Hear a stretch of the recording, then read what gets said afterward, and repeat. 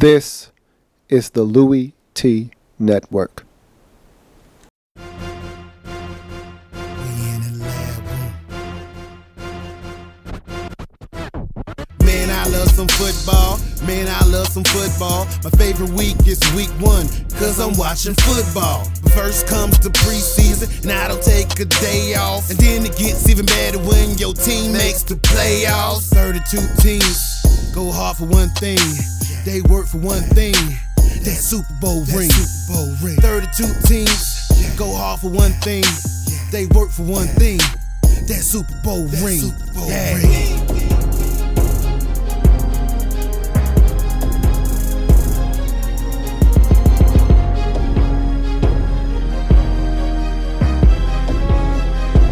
We in the lab room.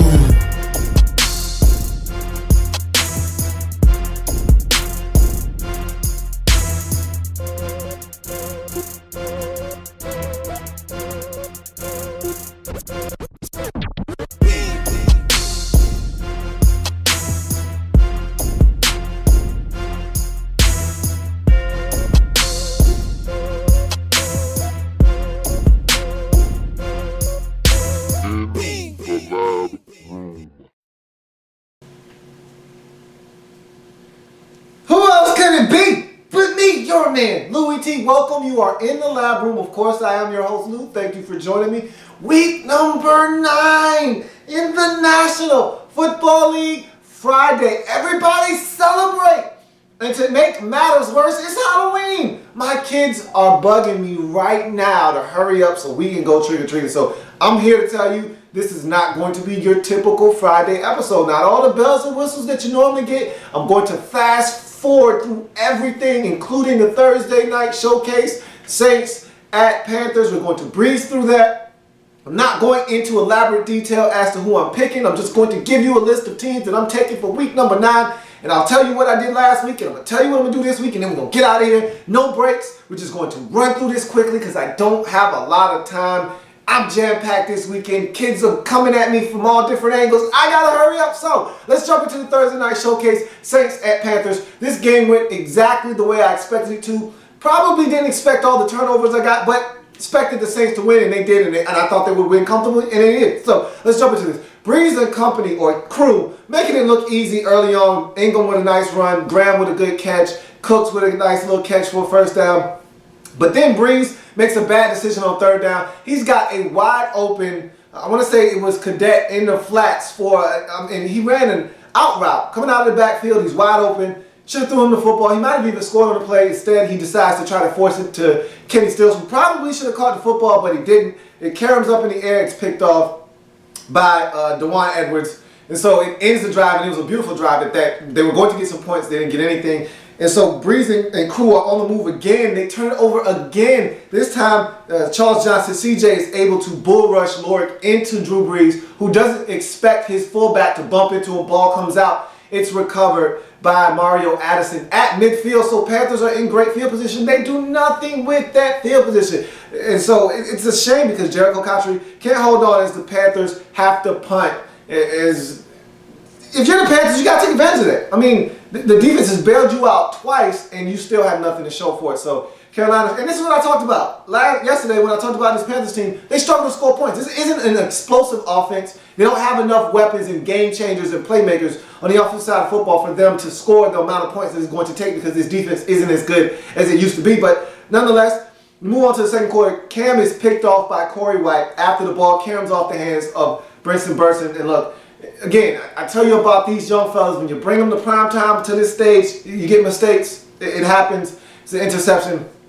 Turnovers continue to be the story in this game as Cam is sacked from behind by Junior Gillette at the Panthers' 1-yard line. And so the ball comes out. It's yard free. It's recovered by Curtis Lofton at the 4-yard line. Saints are in business. And unlike the Panthers, unable to take advantage of opportunities with a short field. You know the Saints are getting 7 on this one. And so 2 plays later, Mark Ingram in the end zone at 7-0. Saints finally on the scoreboard. Panthers with horrid clock management. The clock management at the end of the first half was terrible by the Carolina Panthers. Allows the Saints to have plenty of time to score before the half.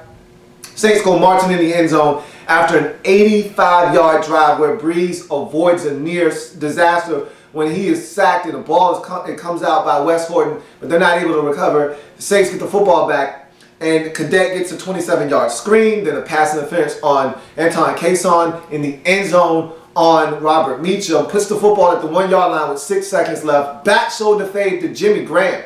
He's a man. And so that gives them a 14-0 edge at the half, Saints on top. And if you're the Panthers, you're starting to get into that danger zone because, again, you don't score a lot of points. So you need to keep this game 7-0 at the half, 10-0 at the half. Okay, that's doable because, again, it's still a low-scoring game. You let them get to 14, you got to know the Saints are going to get up past that 20 threshold, which is right around a place you don't want to go. You don't want this game to get to 24 to 28. That's not where you want to be. So that touchdown before the half was a backbreaker for the Panthers. You go to the third quarter, second half. D'Angelo Williams with a 30-yard screen right out of the gate to kind of jumpstart this Panthers offense. And you know how I feel about D'Angelo Williams. He's a guy you need to get the football into his hands. Good things happen when you get the football to D'Angelo Williams. I've said that for the longest time. And so that ignites a touchdown drive for the Panthers. KB drops a touchdown. And look, that's something that you know comes with the territory. I told you this when I broke him down as a player when you drafted him on the L.A.B reports. I told you in the draft breakdown, I said, look, this kid is going to electrify you. And every now and again, you're going to get a drop from him. And this is what you get. You're going to have games where he's going to have 7 catches, 117 yards, 2 touchdowns. You're going to get games where he's got 3 catches, 31 yards and 2 drops. And that was one of these games right here. I mean, that's what you get from Calvin Benjamin. You get the highs and the lows. You got to be able to take them all in stride. And so that was a huge drop, but it didn't matter. Cam was able to rectify that. Cam takes it upon himself. Look, if you want something done, you got to do it yourself. You want something done right, got to do it yourself. Cam realized that, had to take it in the end zone. Cam, the shame in everything right now is Cam has to do everything himself. He's not getting any help from anybody other than Benjamin, and he dropped the football, and Greg Olsen. Other than that, nobody else is helping Cam out. So he's got, despite having bit his tongue in this game, spitting out blood, despite having jacked up ribs, despite having a messed up thumb that's taped up every week, despite having the ankle surgery, probably having some issues with that still, despite all, and he's got other injuries that we probably don't even know about. Despite him being banged, he can't continue like this, first of all, but that's not the discussion for today. Just know that he got in the end zone, had to do it himself. On the 3rd and long, gets in the end zone, and so the Panthers are on the board 14-7. They're right back in this game.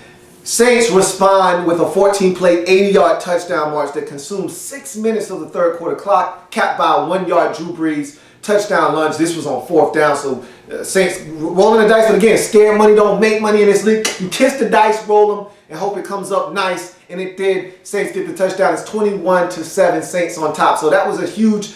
Look, if the defense of the Panthers wants to claim that they're still a good team, that's where you step up right there. The offense goes and gets you a touchdown, cuts it to a 1-score lead. Your job is to come on the field, get the football back to the offense and see if they can't tie this game up. Instead, you allow the Saints to march all the way down the field and get in the end zone. And so it's now 21-7. Saints on top. Jericho Cotchery, big gain, sets up the Panthers deep in Saints territory. Then a near catch and run touchdown by Brandon Williams is called back as his knee went down and he was touched. So that brings the football back to the 6-yard line. 1st and goal from the 6. Panthers can't get in. And so, I mean, that's the problem with this team. I talked about it yesterday on the program. This team can't score touchdowns. This team doesn't score enough points. This team isn't good enough. They don't have enough playmakers. They don't have enough difference makers on this football team. And I don't like the play calling. On 1st down, after you get 1st and goal from the 6, you run essentially student body left for Cam, and he loses about 4 or 5 yards. I mean, bad play calling is what it all boils down to. Not enough playmakers, bad play calling. It all equals up to not scoring enough points to win on a consistent basis.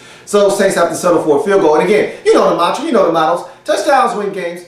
You got to score touchdowns. Field goals don't win games, touchdowns do. Saints are scoring touchdowns. They got 14 right now. They got 21 as a matter of fact. 3 touchdowns. No field goals. You got to settle for a field goal. If you want to keep up, you need to score touchdowns. You have to settle for a field goal. This game right now is all but over. And just to put the nail in the coffin, Saints put the game away with another lengthy drive. This time a 7-minute drive, 13 plays, 86 yards, 3 of 3 on 3rd downs, including a 3-yard run into the end zone by Mark Ingram to cap off the drive. It's 28-10. That's your final score in this game. As the Saints go on the road, snap the 7-game road regular season losing streak, and beat the Carolina Panthers in Carolina. And I told you, I think they're the better team. I think they're going to win this division, and I think they're now at 500, and they're going to run away with this thing because nobody else in this division is any good. Saints take care of business the way that I thought they would. Now they're in sole possession of first place, and I expect them. They got 3 consecutive home games.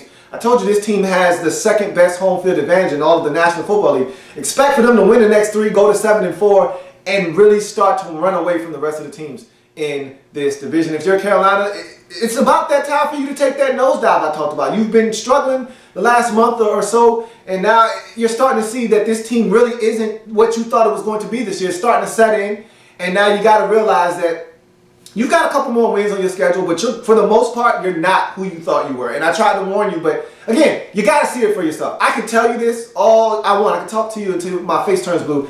You need to see it for yourself. You're finally seeing it for yourself, and so you understand what's happening here. You see where this is going. So handle a little bit of family business and take the NFC South lead in the process. So we move on to my Pick'em Weekly for week number 9. And last week, 12-3. Your boy is hot, man. I'm hot. I'm a hot homeboy. I'm tearing it up. And so right now, what I feel like I need to do is I need to take it to the next. That's 2 consecutive weeks of only losing 3 games. So, and you date back to the week before that, I only lost 4. So I'm hot now. I'm double digits every week. I'm not losing a lot of games. I'm getting it done. So now what I want to do is I want to elevate my stats. I want to take it to that next level. I want 2 losses. I want 1 loss. I want no losses. And so let's try to take it there. I got the Saints win on Thursday night, so that starts my week off beautifully. So let's see if I can't keep it going. Jacksonville, Cincinnati. I'm taking Cincinnati. That was my sole survivor pick of the week, so you know how I feel about that game. Tennessee at Cleveland. Taking the Browns. They're at home. Tennessee is a mess. They starting Zach Menberger. He's a young guy. I expect Cleveland to get it done at home. Arizona at Dallas. This is the money game of the week. Here's a game. Romo, all the controversy. Will he start? Won't he start? I don't know. This is a guy. It's got all the makings of a juicy subplot and just a great game to watch. Don't know how good it's going to be actually when it's all said and done, but all of the plots and the storylines are there. I'm taking Arizona because I don't know the status of Tony Romo. If he's healthy, I don't think that's a good thing. If he plays, if he's not 100%, which I don't think he can be. They're talking about broken, I forget what, vertebrae or something in his back. Look, whatever the case may be, Arizona isn't the defense you want to be going up against because they're going to blitz. And if Brandon Whedon plays, he's going to turn it over. I'll take Arizona on the road. Jets, Kansas City, give me the Chiefs. Jets are a mess. Chiefs are at home, and they're playing some really confident football. I'm taking Kansas City at the crib. San Diego at Miami. Hey, San Diego needs to get back on track. Miami is playing some confident football. Didn't look that good on offense last week. If I'm San Diego, hopefully you got your corners back. You're able to go in there, stifle them offensively, score some points, win the game. I'm taking San Diego on the road. Washington at Minnesota. Robert Griffin III back in as quarterback. I don't know if that's a good thing or not. Minnesota playing some good football. Even though they're 1-1 in their last 2 games, they've been playing better football. But I like the way the Redskins are playing. I think they're playing with a little confidence. Give me the Redskins on the road. Might regret that one, but I'll take the Redskins on the road to get it done. Philadelphia at Houston. I was leaning towards Houston. They're at home. Arian Foster's running the football really well, but Philadelphia has found ways to win this year. It hasn't always been pretty, but they've been getting it done. I'll take the Eagles on the road to find a way to get it done versus Houston Texans. St. Louis at San Francisco. This is family business. 49ers coming off of their bye. Rams, ugly loss last week in Kansas City. They're banged up. No Jake Long, no Brian Quick. They're struggling. Their cornerback situation is a mess. They've got a lot of injuries. I'm taking San Francisco coming off the bye to get it done and go to 5-3 on the season. You look at Denver, New England. This is Brady Manning Sweet 16. This is the game of the week. This is everything that... I'm surprised this isn't on Sunday Night Football, Monday Night Football, something. Normally, this is one of those games that they put on prime time. It's not. It's at 4 o'clock. It'll be the game of the week anyhow here in the lab room. And I'm imagining everybody around the country will probably be seeing this game at 4 o'clock. Either way, taking the Patriots. Seems like this game is always in New England during the regular season. They never get to play in Denver. Does Peyton Manning when he's playing his Patriots team in the regular season. I don't know why that is, but it doesn't matter. I'm taking Brady. They're playing some great football right now. Taking them at home to get it done versus Denver and company. Oakland at Seattle. No brainer. Take Seattle. This was another one of those games I gave you as a sole survivor pick. Seattle's at home. Oakland is winless. Enough said. You go to the next game. family business, Sunday Night Football, Steelers home hosting the Ravens. Should be a lot of fun. Should be a hard-hitting affair. Should be two teams jockeying for position in the AFC North when it's all said and done. Steelers are playing the best football they've played all season long. Their offense is clicking on all cylinders. Defense needs to step it up, but they're getting healthier. I like the Steelers to take care of business in that game. You move on to the Monday night matchup, Indy at the Giants. Giants coming off of a bye week. They're at home.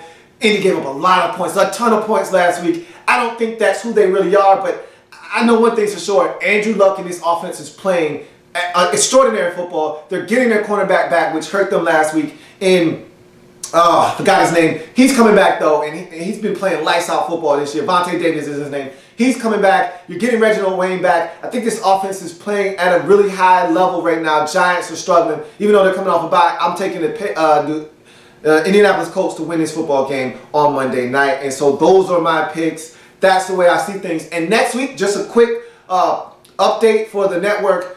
I'm not doing In the Lab Room next week. I'm doing something different. I'm going to do a mid-season.